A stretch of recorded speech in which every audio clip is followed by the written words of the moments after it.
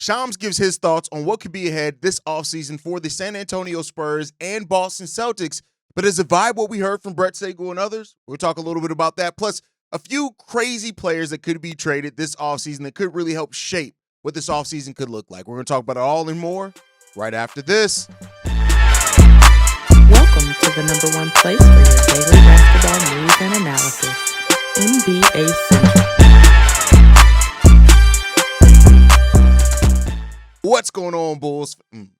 What's going on, basketball fans? Welcome to another episode of NBA Central, your number one spot for everything basketball related. I'm the host there, Hayes, but more importantly, you guys can follow the channel at NBA Central Pod on every social media platform we happen to be on. With that said, let's go ahead and get into this content for today, y'all. And Shams was on the Pat McAfee show yesterday. Well, shout out to Pat McAfee and just what he was able to do and what he was able to build and having the show now on ESPN. I know he's not everybody's cup of tea. I won't act like I watch every episode of the Pat McAfee show either. But Pat McAfee, it does give a lot of hope for the creatives. Him and Kenny Beecham. These are guys that have worked themselves up through doing what they do to get into ESPN. So hey, never doubt where you can go with things, right? But Shams was on the Pat McAfee show, and he talked a little bit about the Spurs and the Boston Celtics. He gave some interesting takes, and this is interesting because we just heard the other day that the Spurs could be contented just sitting there, but I do think there's a lot that could happen here with them. But Shams did say this: whether it's a player like Giannis Antetokounmpo or Kevin Durant is another guy, there was mutual interest at the deadline. I think the Spurs are going to be looking to see, is there a wing player that we can bring in? Now, the Spurs are sitting in an interesting place, right? I get the idea of if you can jumpstart your process, you do so.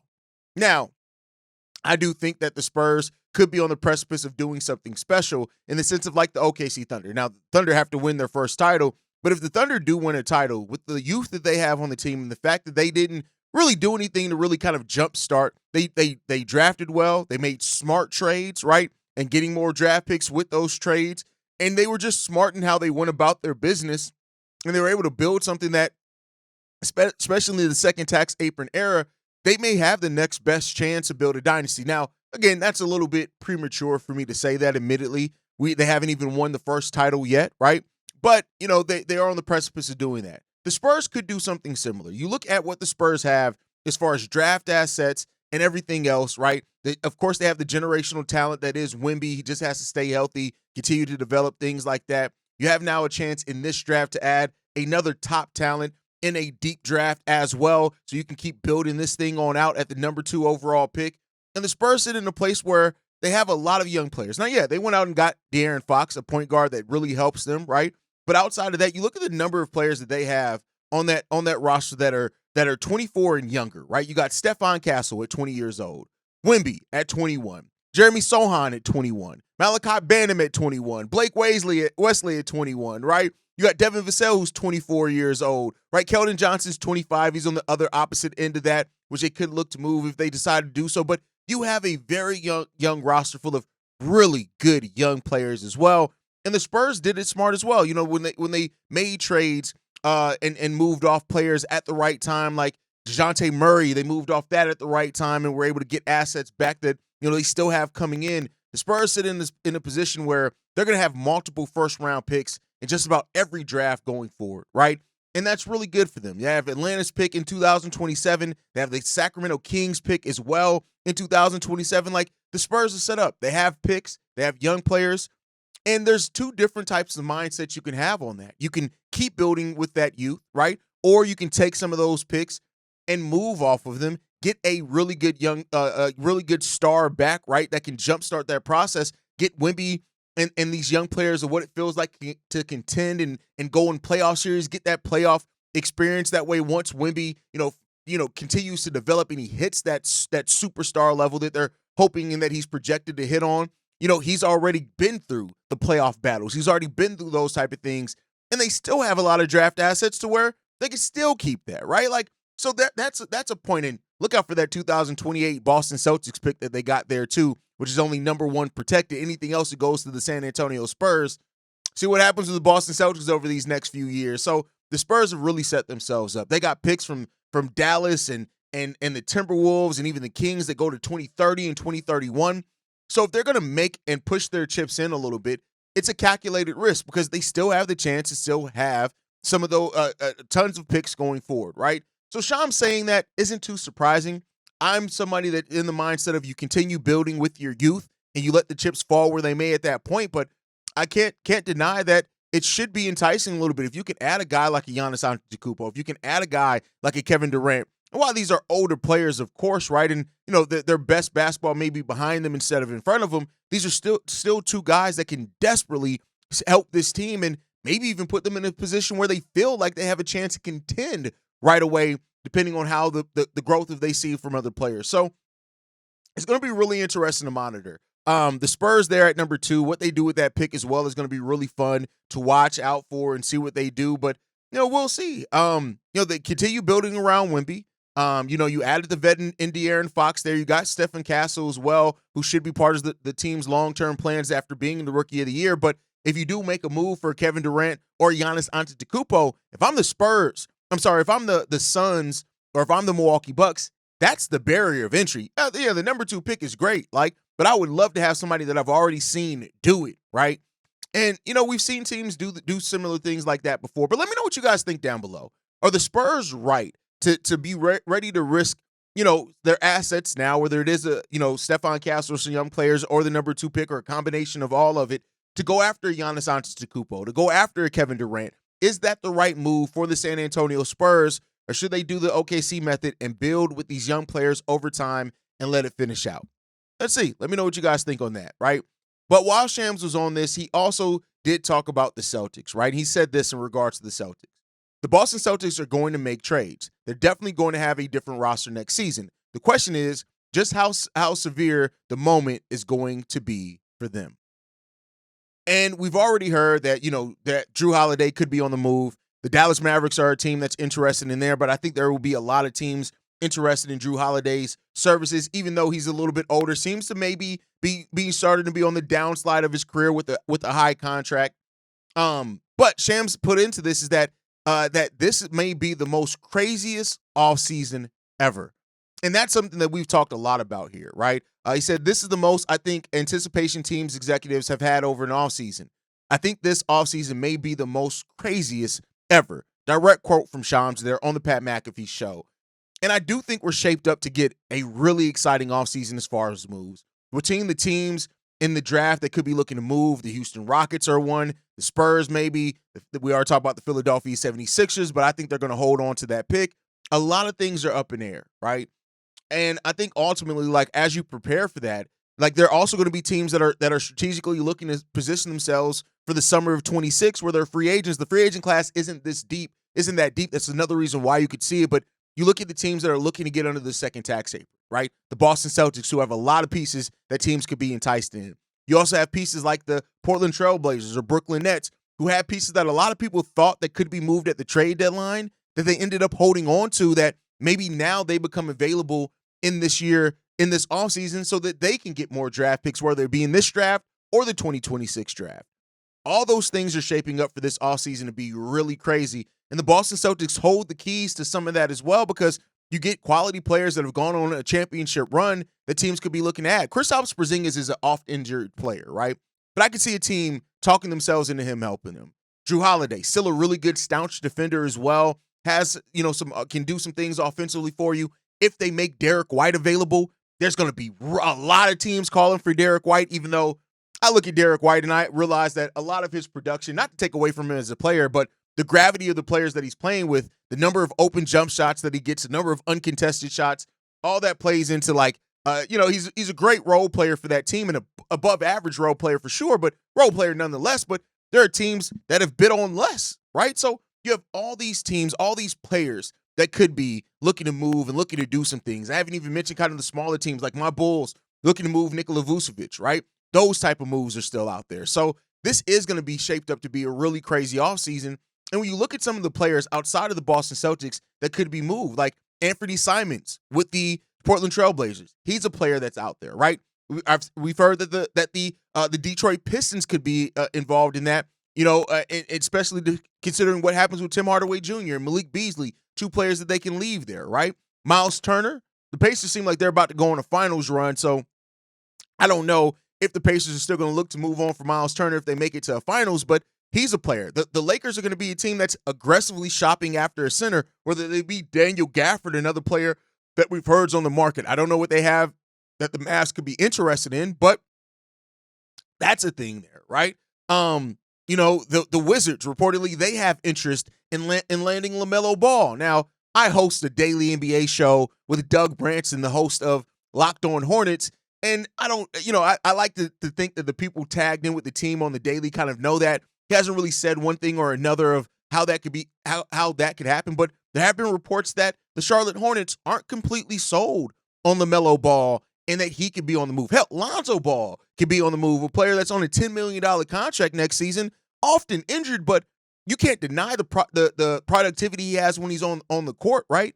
Maybe that ends up happening, right? And the Orlando Magic, teams that are going to look to be buyers. The Houston Rockets could be big buyers this offseason.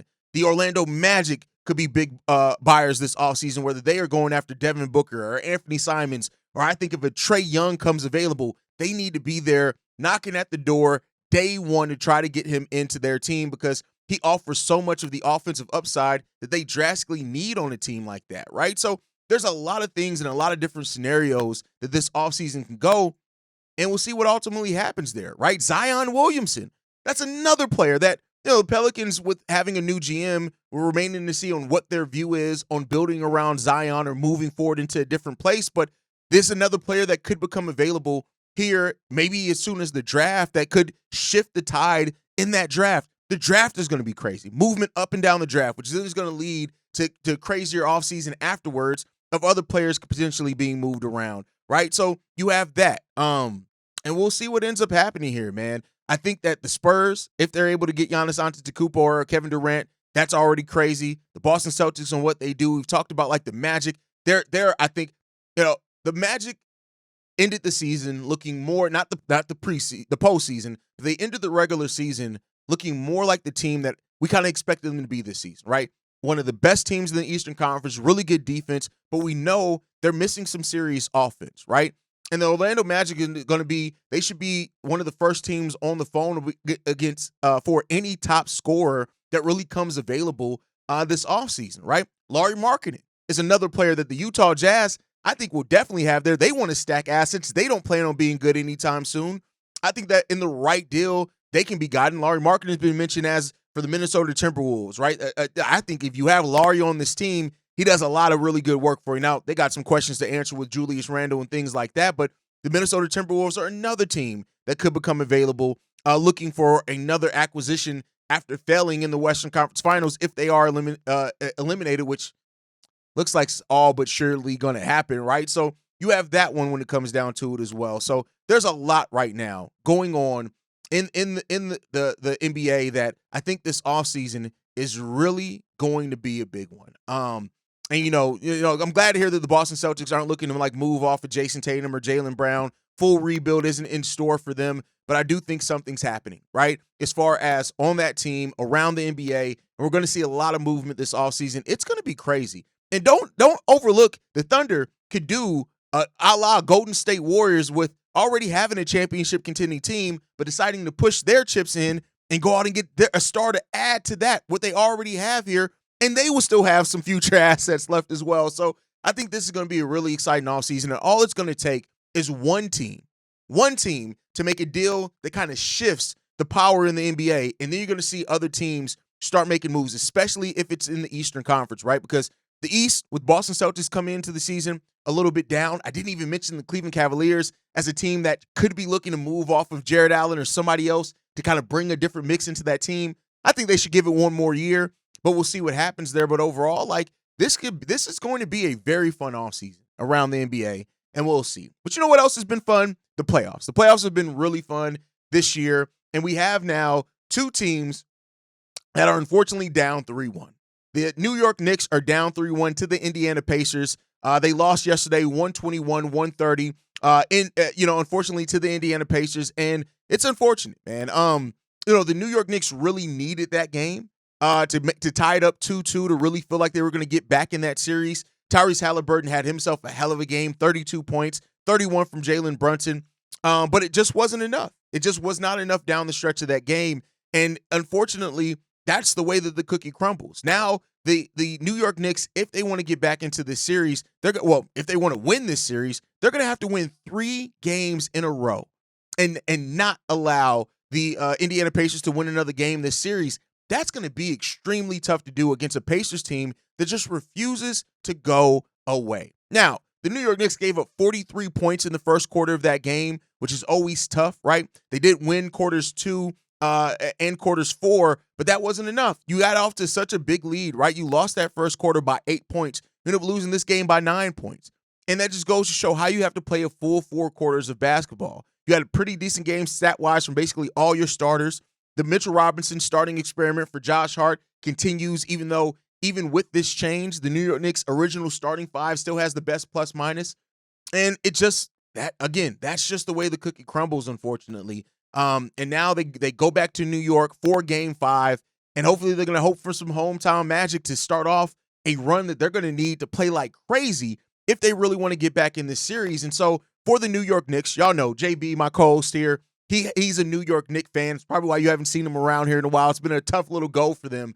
But Rick Carlisle is doing an amazing coaching job, and that's been the story throughout this whole entire series, is that the coaching job that's being done here is just amazing. And Rick Carlisle deserves a lot of the credit. Tom Thibodeau has not necessarily adjusted as good as Rick Carlisle has, but the Pacers just executed better in the majority of these games as well, and that's what's led to where we are. So we'll see what happens here going forward into the future. Maybe the New York Knicks can do something unexpected. I've said it before.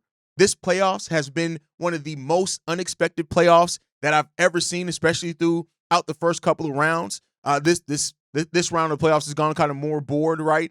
But we'll see what ends up happening. But the New York Knicks, every game's a must-win now for them. Every single game remaining in this series is a must-win. And I think for the Indiana Pacers, you do not want to allow them to push it to Game 6. I don't care about winning on your home court. You cannot allow that to happen.